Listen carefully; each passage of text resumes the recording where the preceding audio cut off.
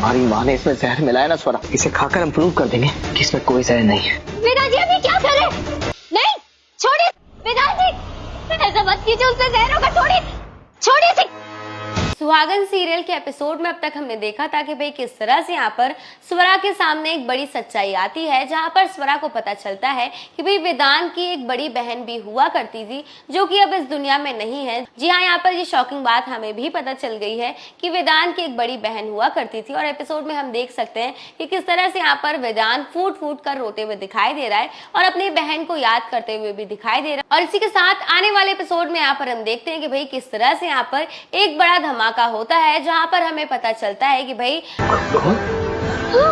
वेदांत जी क्या हो रहा है आपको? कुछ नहीं होगा आपको। मतलब मिठाई में जहर था, स्वरा सही कह रही थी, हमारी माँ ने हमें जहर दी।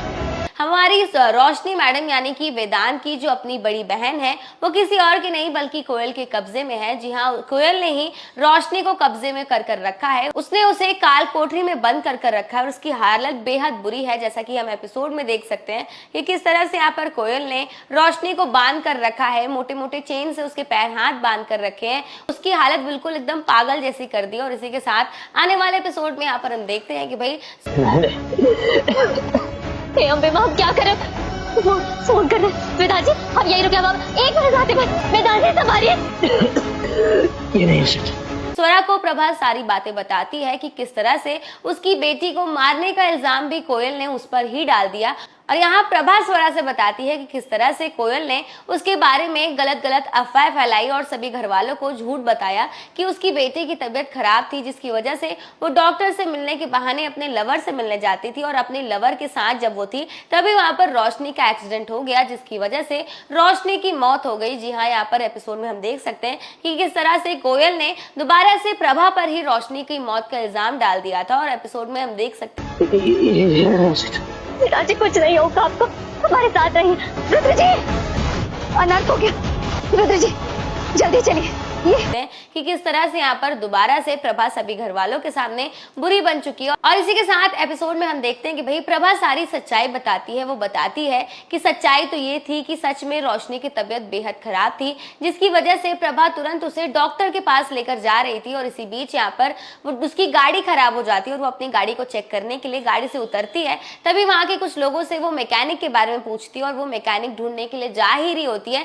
तभी पीछे से एक गाड़ी आती है, जिसकी वजह से ये स्वरा ने हमारे बच्चे के साथ कुछ गलत किया। रुद्र जी उठिए ना जल्दी, प्लीज जल्दी चलिए। रुद्र जी इस स्वरा ने हमारे बच्चे को कुछ तो खिलाया है, उसकी हालत बहुत खराब हो रही है, प्लीज चलिए ना।